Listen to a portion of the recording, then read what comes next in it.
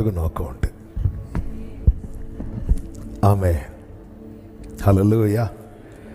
இப்போ கர்த்தர் சொல்றாரு, அவர்கள் உனக்கு விரோதமாய் யுத்தம் பண்ணுவார்கள். ஏன்? தீர்க்கதரிசிகள் எல்லாருக்கும் விரோதமாக யுத்தம் பண்ணுவாங்களா? நோ.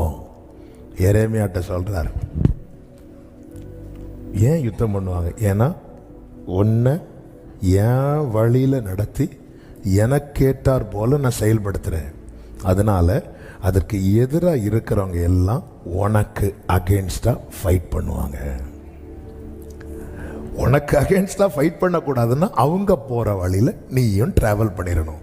ஆனால் அதற்காக அக்ரிமெண்ட் நான் போடலை. நான் அக்ரிமெண்ட் போட்டது உலகத்தை ப்ளீஸ் பண்ணுறதுக்கு அல்ல, எனக்கு ஏற்றார் போல.